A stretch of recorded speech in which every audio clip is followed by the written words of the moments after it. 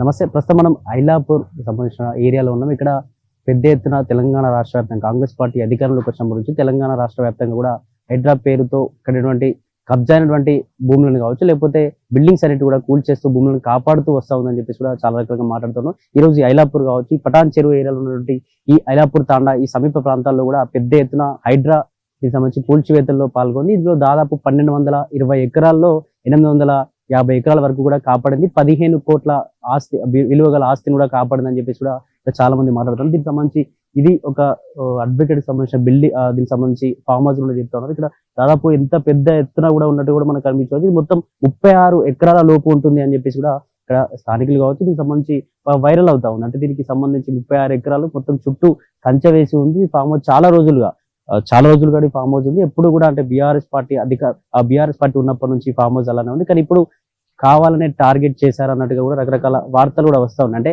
ఒకప్పుడు రంగనాథ్ ని వార్నింగ్ ఇచ్చాడని చెప్పేసి ఈ విధంగా దీనికి సంబంధించిన బిల్డింగ్స్ కావచ్చు, క్రిస్టల్ బిల్డింగ్స్ కావచ్చు, లేకపోతే ఇవన్నీ కూడా కావాలనే టార్గెట్ చేశారన్నట్టుగా కూడా రకరకాల వార్తలు వస్తాయి. దీనికి సంబంధించి ఆ ముందు ఆ బిల్డింగ్స్ సంబంధించి ఇక్కడ బిల్డింగ్స్ సంబంధించి ముంగట తాండా, దీనికి సంబంధించి ఐలాపూర్ తాండా పరిధిలోకి వచ్చింది. ఇక్కడ కూడా దాదాపు చాలా బిల్డింగ్స్ ని కూడా దీనికి సంబంధించి కబ్జా చేసిన బిల్డింగ్స్ అన్నింటి కూడా కూల్చివేసినట్టు తెలుస్తుంది. మొత్తం దాదాపు 1200 ఎకరాలు ఉంటాయి. అందులో చాలా మంది కూడా నివాసం ఉంటున్నారని చెప్పేసి అవి కూల్చకుండా ఓన్లీ 850 చొప్పున ఎకరాలు కాపాడినట్టు తెలుస్తుంది. ఇది మొత్తం కూడా ఒక అడ్వకేట్ సంబంధించిన ఫామ్ హౌస్ గా చెప్తా ఉన్నారు. దీనికి సంబంధించి ఇది ఫామ్ హౌస్ ఇక్కడ చూసుకోవచ్చు. ఫామ్ హౌస్ కూడా దాదాపు మొత్తం కొబ్బరి చెట్లు కావచ్చు, ఇవన్నీ కూడా చక్కటి ఆహ్లాదకరమైనటువంటి వాతావరణం ఉన్నట్టుగా తెలుస్తుంది. ఇక్కడ పెద్ద ఎత్తున కూడా హైడ్రా సిబ్బంది కావచ్చు, డిఆర్బిఎఫ్ బృందాలు కావచ్చు, అన్ని కూడా ఇక్కడ ఇంకా ఇప్పటికీ కూడా అక్కడ చుట్టూ ఉన్నటువంటి ఆ రేకుల షెడ్లు కావచ్చు, ఇంకా దీనికి సంబంధించి చుట్టూ ఉన్నటువంటి అవార్ కూడా మొత్తం కూడా దీనికి సంబంధించి హైడ్రా కూల్చేసినట్టుగా తెలుస్తుంది. ఇప్పటికీ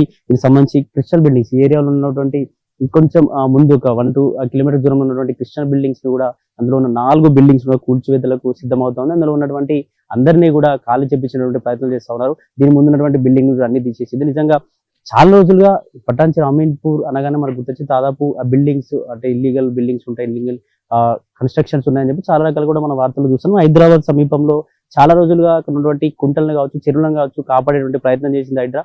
కానీ ఈ రోజు అంటే ప్రతి వీకెండ్ కి ఏదో జరగబోతుందని చెప్పేసి హైదరాబాద్ వ్యాప్తంగా కూడా అందరూ చాలా మంది భయపడుతున్నారు. అంటే వీకెండ్ రోజు ఎక్కడ బుల్డోజర్లు వస్తాయి ఏంటి, ఇక్కడ ఏది బఫర్ ప్లేస్ లో ఉంది, ఏది సంబంధించి ఇది ఆ చెరువు కట్టలకు కావచ్చు ఆ బఫర్ జోన్లలో ఉంది, వీటిని కూల్చేస్తారని చెప్పి చాలా మంది వీకెండ్స్ అసలు ఏం జరుగుతుందని చెప్పి చాలా రోజులుగా భయపడుతూ వస్తాను. కానీ ఈ శనివారం రోజు ఖచ్చితంగా ఈ అమీర్పూర్ పరిధిలో ఉన్నటువంటి ఐలాపూర్ లో ఉన్న ఇక్కడ క్రిస్టల్ బిల్డింగ్స్ కావచ్చు, ఇక్కడ ఉన్నటువంటి 1200 ఎకరాల్లో అన్ని కూడా డిమాలిష్ చేసినట్టుగా తెలుస్తోంది. నిజంగా దీనికి సంబంధించి అంటే ఇది కూల్చేసినటువంటి సందర్భంలో కూడా ఎవరు కూడా అంటే దీనికి సంబంధించి ఓనర్స్ కావచ్చు ఎవరు కూడా ఇక్కడికి వచ్చి ఆపేటువంటి ప్రయత్నం చేయాలి. అంటే ఇది నిజంగా లీగల్ గానే ఉంది అని చెప్పేసి ఎవరు కూడా ఏ ఒక్కరు కూడా వచ్చేటువంటి ప్రయత్నం చేయలేదు. బిల్డింగ్ కూల్చేసిన సమయంలో కూడా ఓన్లీ హైడ్రా కావచ్చు, పోలీసులు కావచ్చు, దీనికి సంబంధించి ప్రొటెక్షన్ చాలా అంటే కొన్ని 10లో 20ల సంఖ్యలో కూడా వెహికల్స్ ఉన్నాయి. ఆ వెహికల్స్ కూడా అన్ని వచ్చి దీనికి సంబంధించి డిమాలిష్ చేసినట్టు తెలుస్తుంది. డిమాలిష్ చేసినటువంటి సందర్భంలో ఏ ఒక్కరు కూడా అంటే దీనికి సంబంధించి ఏ ఒక్కరు ఓనర్స్ కావచ్చు ఎవరు కూడా ఇక్కడికి వచ్చి ఇది నిజంగా ఇది మా బిల్డింగ్ అని చెప్పి ఎవరు కూడా రాలేదు. దీనికి సంబంధించి అంటే రాలేదు అంటే నిజంగా ఇల్లీగల్ కన్స్ట్రక్ట్ అని చెప్పేసి కూడా చాలా మంది కూడా మాట్లాడుతూ ఉన్నారు. దాదాపు 36 ఎకరాలకు పైగా ఉంటుంది. 36 ఎకరాలు మొత్తం కూడా ప్రభుత్వ భూమి, దీన్ని కబ్జా చేశారంటూ కూడా రకరకాల వార్తలు వస్తా ఉంది. నిజంగా ఇప్పటికీ ఎవరు కూడా స్పందించకపోవడం ఆ గమనార్హంగా చెప్పుకోవచ్చు. ఎందుకంటే దాదాపు 1220 ఎకరాలు అంటే అందులో దాదాపు ఎంత భూమి, ఎన్ని బిల్డింగ్స్ ఉన్నాయి, ఇంకా ఈ భూమి అంతా నిజంగా అసలు ఏమైపోతుంది ఈ గత ప్రభుత్వంలో కావచ్చు ఎందుకు దీనికి సంబంధించి ఈ ఇల్లీగల్ కన్స్ట్రక్షన్ ఎందుకు కూల్చలేకపోయిందని చెప్పేసి రకరకాల మాట్లాడుతుంది. దీనికి సంబంధించి క్రిస్టల్ బిల్డింగ్స్ కావచ్చు ఏరియాలో ఉన్నటువంటి అన్ని బిల్డింగ్స్ కూల్చేస్తూ ఉంటే పేద ప్రజలైతే ఆర్తనాదాలు వినిపిస్తా ఉన్నారు. నిజంగా మా బిల్డింగ్స్ కూల్చేస్తా ఉన్నారు, పరిస్థితి మా పిల్లలు చదువుకుంటా ఉన్నారు, ఇంటర్ 10th ఎగ్జామ్స్ నడుస్తూ ఉన్నాయి, మా పిల్లల్ని మేము ఎక్కడికి తీసుకెళ్ళాలి, ఈ ఎండకు మేము బయటికి వెళ్ళి ఎక్కడ రెంట్కు ఉండాలి, ఎవరైనా సామాన్లు షిఫ్ట్ చేసుకుందామన్నా కూడా సామాన్లు షిఫ్ట్ చేయకుండా ఎక్కడక్కడ ఎలక్ట్రిసిటీ కట్ చేశారు అని చెప్పేసి కూడా ప్రజలు వాపోతున్నారు. ప్రజలే కాకుండా దీనికి సంబంధించి అది ఒక అడ్వకేట్ సంబంధించినటువంటి క్రిస్టల్ బిల్డింగ్స్ కావచ్చు ఈ కబ్జా చేసిందంతా కూడా ఎక్కువగా ఈ అడ్వకేట్ సంబంధించిన బిల్డింగ్ అతనికి రంగనాథ్ కొంచెం వార్ నడవడం వల్ల కావాలనే టార్గెట్ చేస్తున్నారని చెప్పేసి కొందరు మాట్లాడుతూ ఉన్నారు.